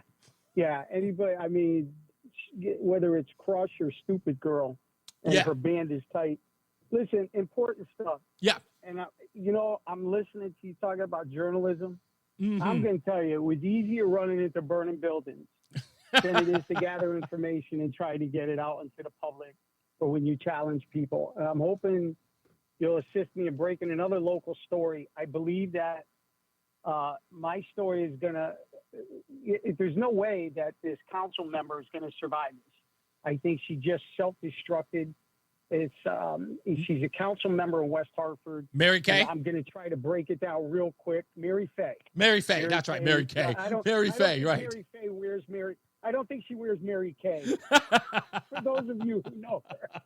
So listen, and I just want to remind you, it all started way back when, unfortunately, I got to bring it up again. The 11-year-old was bullied in a West Hartford school. Correct. Committed suicide. I only had one elected official that said they would assist me. It was Mary Fay. And she didn't. In fact, she dropped me like a hot potato when she realized I was a serious guy, and I set up an interview with Todd Feinberg, and everything went to heck. I called her out on it. That's when she sent me a text, get a in life, stay on your meds, all that. So it goes way back to that with her. She believes I was harassing her, but I really wasn't. I really wanted an investigation on what happened. You wanted her to do her job. Fast forward. Yeah, exactly. Here you go. Bingo. Thank you. So last election night, I actually posted, thanks to a friend, sent me a video, although she won her seat again as a council member with the most votes. It's up to the RTC who they pick and select and elect for the leader within the RTC. Well, that night she found out her 10-year tenure was over. I forget how many years she was leader, but they decided to take a different direction only because of some of her behavior, and they'll tell you that. So so that night she had a freak out. I put the video. If you go on Mark from West Hartford, I reposted it for those of you who are not familiar with Mary Fay. She had a freak out, and just a few weeks after that, I get a call from West Hartford Police. I think you remember this. Sure. She weaponized the police department in West Hartford to shut me down. Yeah. And I've asked you. In fact, this morning I was on with Gary Byron because he had her on. Yeah. And I outed her again for weaponizing yet another government entity. So when they didn't elect her as the minority leader in the RTC in West Hartford, the only recourse she thought she had was to file what I believe is like she filed a false harassment complaint by me. Mm-hmm. She filed a discrimination with it's the Commission on Human Rights and Opportunities. You're familiar with it. Mm-hmm. It's a big entity, and it's serious stuff when you file a complaint. Sure. She says they didn't pick her as the leader because of her sexual orientation, being lesbian. Now, for almost 10 years, they've supported her all along the way. And none of that And matters so to Mary Faye now, because, again, it's not about what you've done for me. It's what have you done for me lately. Well, here's the funny part. And like I was able to talk with her, and I asked her, and she was silent. And I actually got silent. In fact, Fred from Middletown gave me kudos because he goes, man, I'm not used to you shutting up, but you timed it perfectly. I asked her, within her complaint, even though it was against all membership, she pointed out 3 males. And next to their names, was Alberto Cortez, male, straight. What? Mark Zdenowitz, male, heterosexual. Then there was another one. Oh, Sean Daly, the RTC chairman, male, heterosexual. And I asked her on Gary Byron. I heard it. How did you come up with that? I said, where did that come from? Just because they're married and with children, but who identify they don't use that as their That's pronouns done. Yeah, when I they mean, identify it's themselves. done for the purpose. I mean, it's an obvious sort of ploy. But yeah, this is an interesting story in and of itself. And I think, look, I don't think it's going to go anywhere. It's laughable. I think that she understands that this is laughable. Now, here's the thing, Reese. This is why I'm calling you. I'm hoping you'll assist. Yes. Because I know you know Mark Fitch. Yes. I'm meeting Mark Fitch. I have every piece of document. I have her complaint into the commission, and I have the counter response from the RTC. Mark Fitch and I are getting together.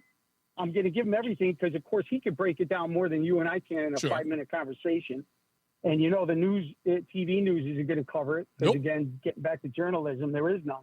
And it's not going to be as comical as you think. This has never been. No, I think this is incredibly.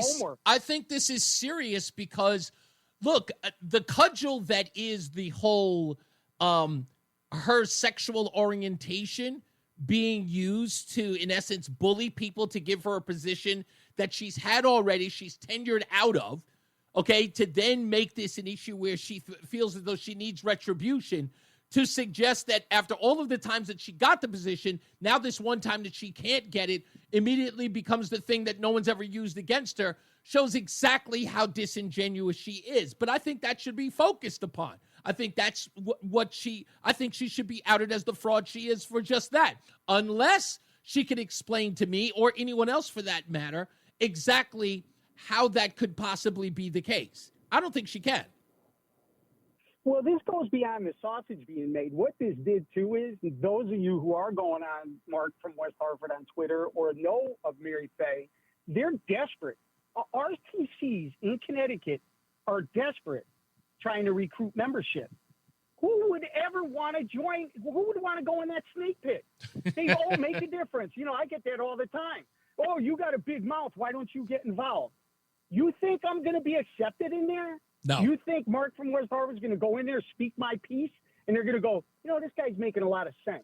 It sounds like an exclusive club I would never want to be a part of. Oh, I always bring up on Twitter. I know I piss them off. I go, the only good thing they do is they know how to make a mean artichoke, because I've been to one. Now, listen, before I get off the phone. Yes, sir. Two things before I get off the phone. I know you talked with the mother, and I think you're discounting or not taking credit. You and I, if we didn't out what happened at Solomon Schechter in West Hartford, that would have been another horrific story involving children in West Hartford. And I got to focus there because we've got a problem here. And, and maybe it does reflect the rest of the communities in Connecticut, but here in West Hartford, we got a problem. So I want to thank you for talking to the mother. I've been communicating with her. Yeah. I cannot wait for the interview. Yeah. This is something that I can't. This is a first. Yeah, There's this no is mothers coming this out, is no a crazy attorneys. one. This is a crazy one because I'll be honest with you. The fact that we know who the players are, we know who's responsible. Heads should roll and resignations should take place. But we'll air it tomorrow. And I'll break the whole thing down tomorrow afternoon. Thank you, boss man. Good. You got Thanks it. all the time. You got it, man. I appreciate you. We'll get to more of your phone calls in a minute. I knew Mark was going to call in about the Mary Faye thing. But if you want to talk about that or any of the topics that we talked about so far, please join us, 860-522-WTIC, 860-522-9842. Also, don't forget, it's the last days, not overall, we're not talking biblical here, but it's the last few days until Wednesday, which is the last day. It's peanut butter jelly time, peanut butter jelly time, peanut butter jelly, peanut butter jelly, peanut butter jelly with a baseball bat, peanut butter jelly, peanut butter jelly, peanut butter jelly with a baseball bat. I'm doing the Cabbage Patch in the studio. Make sure you get down to Between Rounds, the Bagel Bakery and Sandwich Cafe, and pick yourself up a Reese's peanut butter and jelly sandwich. Every purchase, $1 goes to the folks over at the Friendly Hand Food Bank. Help them out. Help us help them. And if you want to donate to the Friendly Hands Food Bank, please contact the Friendly Hands Food Bank. In fact, I understand this week they are moving into their new location.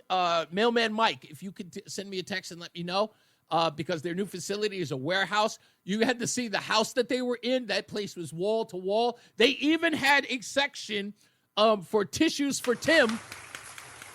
Now he'll have a whole section inside the warehouse.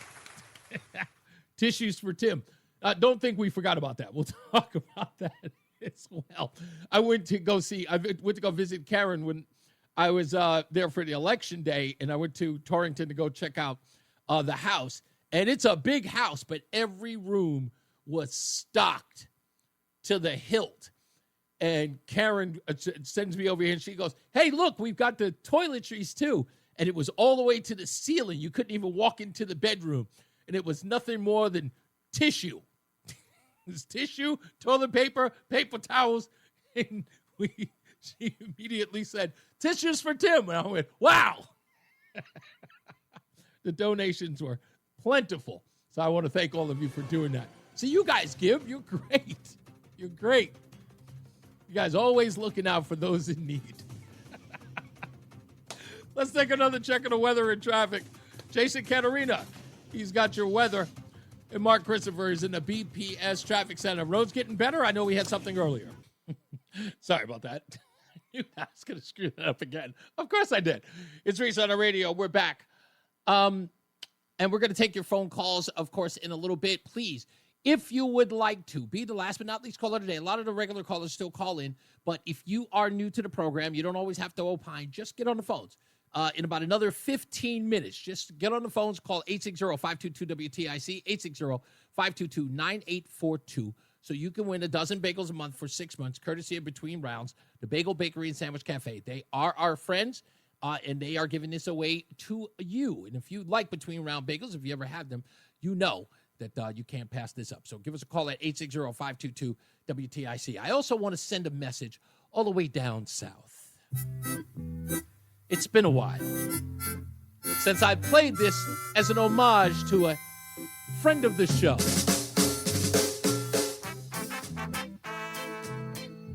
Many of you will remember this old jam. I do. Stop your messing around. Better think of your future. I used to play this for him all the time. Time you straighten right out. Creating problems in town. Rudy. A message to you, Rudy. A message to you. I just want to let him know that we still love him. It's been a while. Pick up the phone one day. Rudy, call up and say hello. We miss Rudy in Florida. Yeah, we'll get to that and so much more. I know, do I have any other audio sound bites that I had to get to? No, but I did have another story that I got into it. Also, I'll tell you a little more details, as Mark from West Hartford mentioned, about the story at the Solomon Schechter Day School.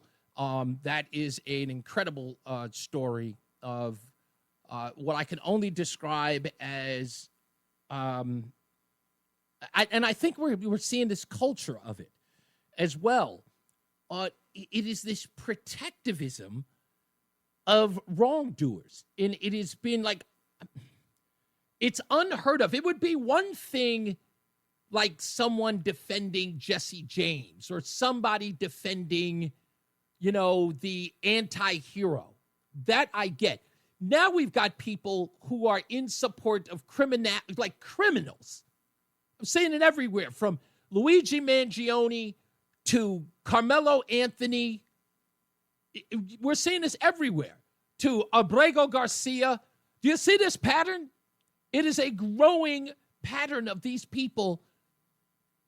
Just, I don't, it's wild. I don't even know how to describe it. But this has all happened within a calendar year. Think about that. Those three names I just mentioned, that happened within a year. That people are openly showing support for like the worst kind of people. The worst. It's crazy, but that's where we are.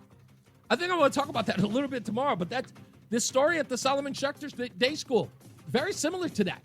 When you hear it, again, you'll be outraged. And I think once we report it tomorrow, unfortunately, some people may have to think about their futures. So we'll get to that. Let's get another check of the weather and traffic with Jason Catarina and Mark Christopher. He's in the BPS Traffic Center. Hey, man. What's up, everybody? You know who it is. You know who it is. You know who it is. It's Reese on the radio. Frederick Douglass of the 21st century. It's WTIC News Talk 1080. All right, we're almost out of here. 860-522-WTIC. Let's get to the phones. Get all these phone calls in there. White Mike, as usual, call in. Is at the end of the show. What's going on, sir? Man, so you're absolutely right that something's changed in our society and people are making heroes out of criminals. It kind of, the one I remember that stuck in my mind is Trayvon Martin. Yes. That was the first time I remember that we had an actual PR firm show up and just blanket the airwaves with a negative representation of this piece of crap, and people bought it. Yeah. People are so easily led. Like the women, now look, Luigi Mangione would not be as popular as he is if you look like Danny DeVito. Right. Fair enough. A lot of these dumb women just saw this cute guy and they're like, oh, he's a hero. He killed a billionaire. When we did was kill like some CEO who worked for billionaires. Right. It's disgusting, dude. And now there's the Trayvon Martin thing, just to cut in, the Trayvon Martin thing, the interesting part about that is about how the stupidity of everyone. That narrative was, there was more dissemination or distribution, better word, distribution of the 12-year-old photo of him than the actual photo of him at 6'1" at the 7-Eleven where he bought the items for the lean that he was drinking, the Skittles and the Arizona fruit punch. That photograph inside the 7-Eleven, the last photograph before he died, never made the rounds. But the picture of him as a 12-year-old, that made every newspaper. Dude, the PR firms that get on these cases can turn into a gold mine. I mean, Trayvon Martin's family got $1 million from the HOA. Mm-hmm. Sure did. Because they sued and the HOA just settled. Yep. Not to be outdone, Freddie Gray did better than that, 7.5. And then look how much money George Floyd's family got. Indeed. For a guy who overdosed. Yeah.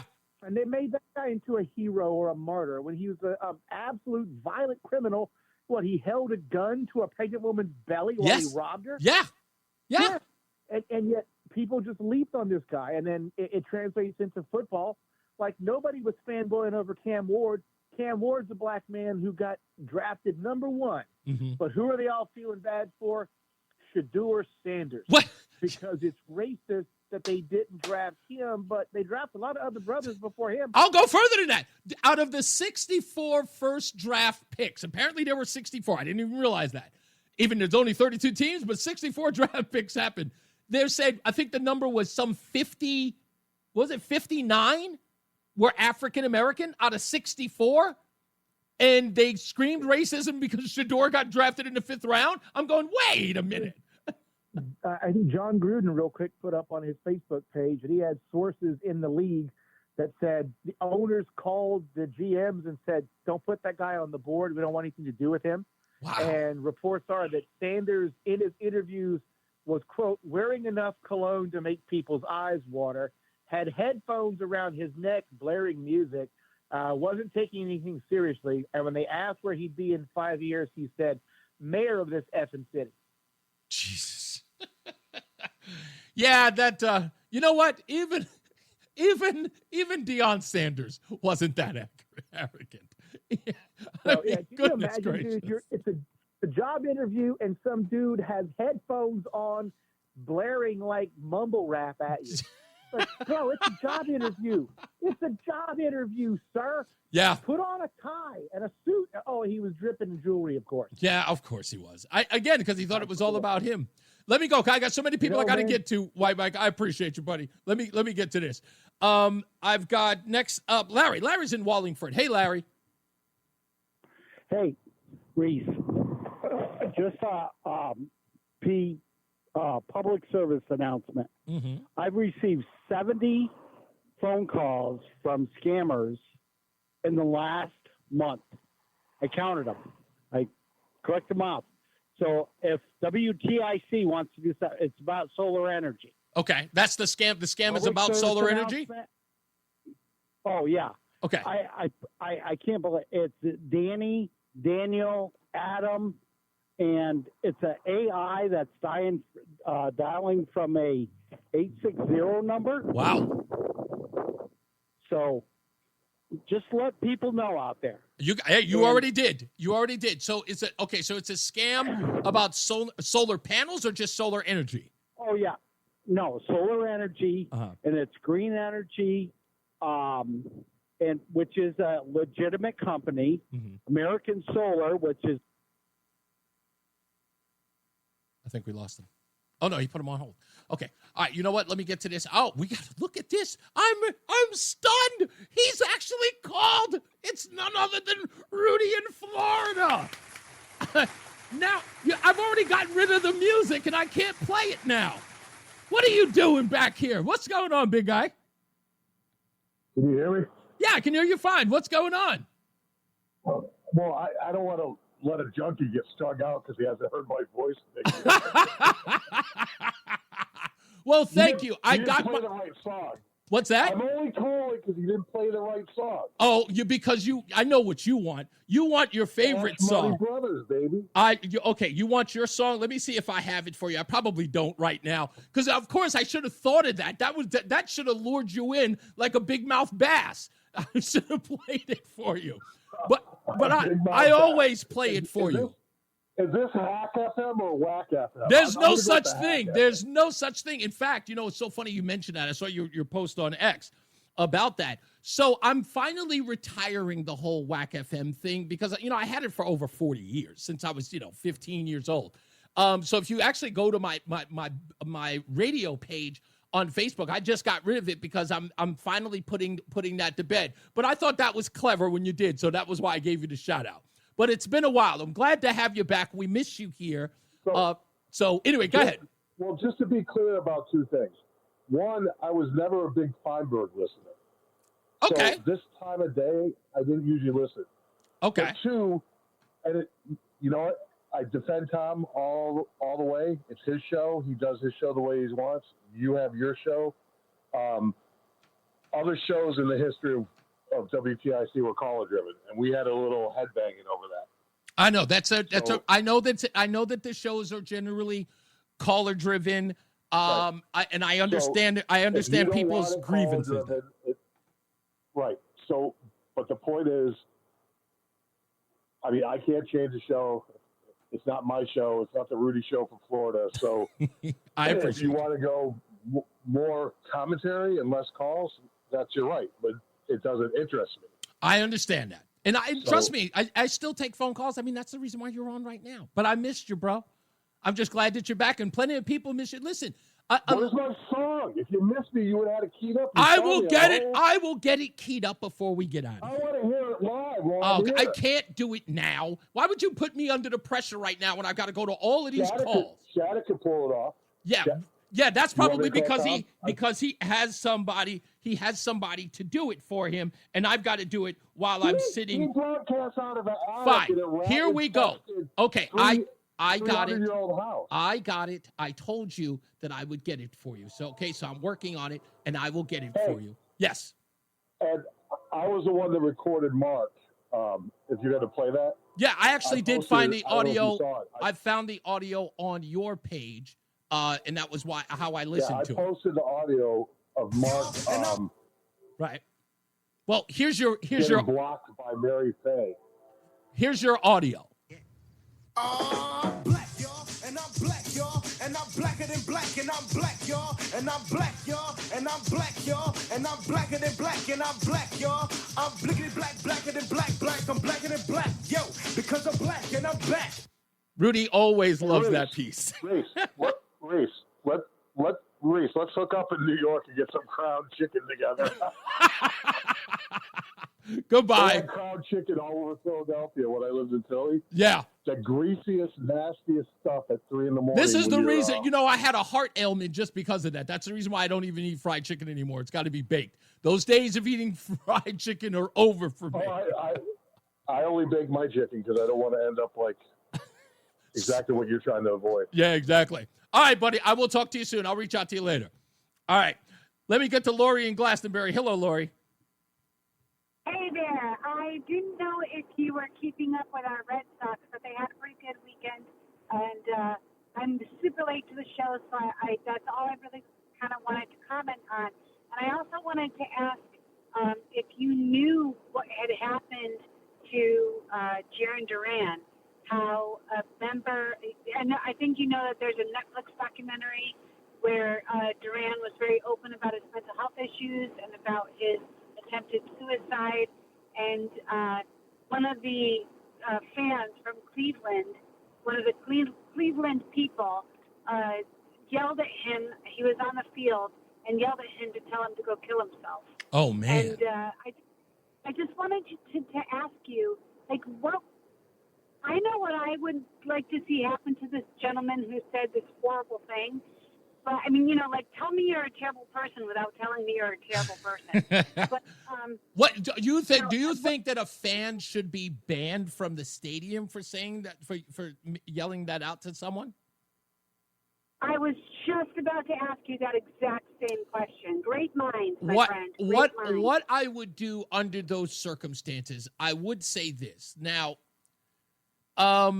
look, there is some heckling that goes on at the stadium, and I think that as of late, the league, be it NBA, I know that sometimes that's happened with LeBron James. People have screamed and cursed at him, and LeBron has had them kicked out. Some of them have been banned for life. Some of them have been banned for the season. They've had, they've gone to one extreme to the other as far as banning them in that regard.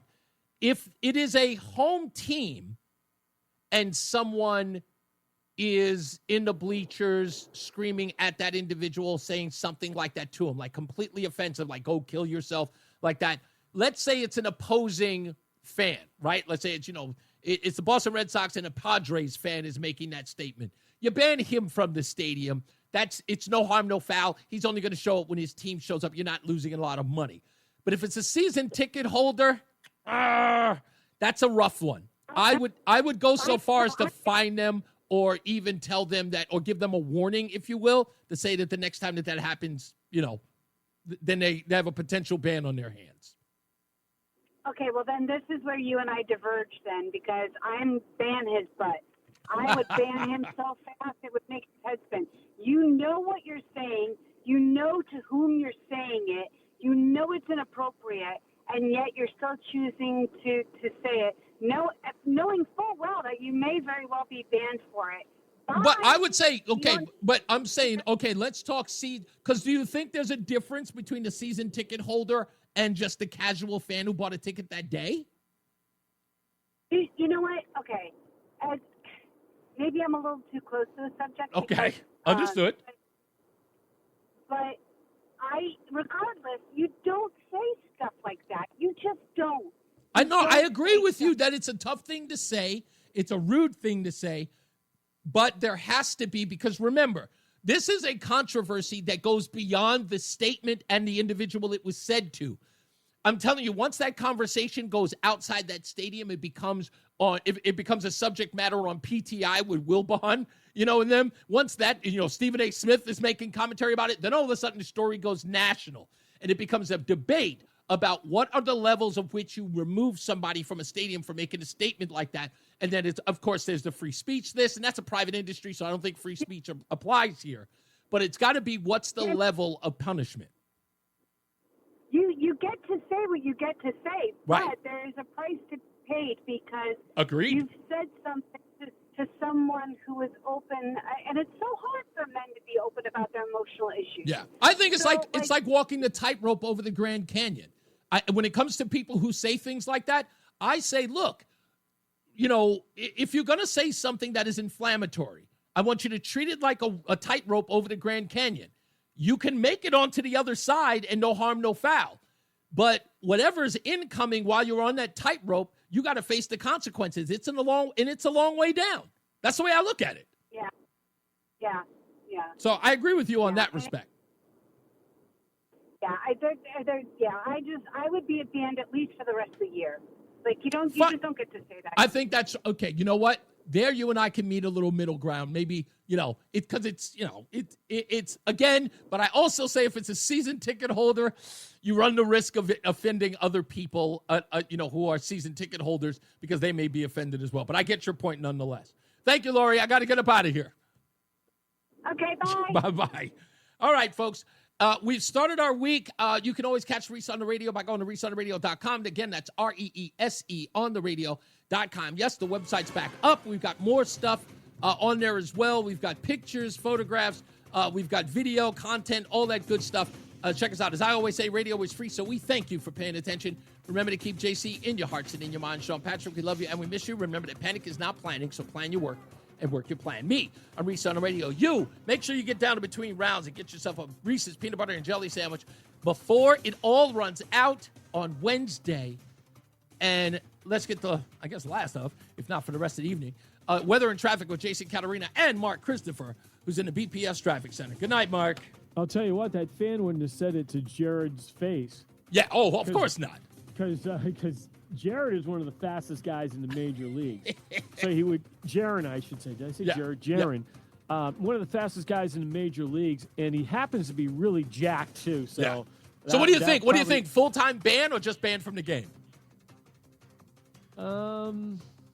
Got to think about it, don't you? Yeah, well, season ticket holder, man, that's a really harsh. That's what I told you. I would sit down. I would sit down with the guy and explain to him, hey, if that's another incident like this, you're going to lose your ticket. If you're a season ticket holder, you're going to lose it all. Exactly. But they definitely threw him out yesterday. He was asked to leave. So very unfortunate incident. Hey, if you're heading into Hartford right now, Reese, have a great. All right, good sir. You enjoy your night. All right, are you okay? You seemed a little. You sounded a little agitated earlier. I was like, oh no. Right? Oh, okay. Problems. All right. Vernon out I will see you mañana. For eastbound briefs. Yes, sir. As you move into 291, 384, okay, 2 eastbound moving well. Quiet Middletown. Waterbury looks good, 84 and 8. All right. What's with this ad? Worry about the high prices, bro. For the last 3 years, we've been paying new car prices for used cars. Yes, I agree with you, Eric. I agree with you. Eric, send me a link to the new show. You didn't send me a link to it. I don't know why, but I think, just send me a link to it. And I don't know why, but I think I lost your page on Spotify. Send that to me when you get a chance, all right? Okay, folks, we are out of here. We will see you tomorrow. Same bad time, same bad channel, all right? So be good to each other. Y'all be good.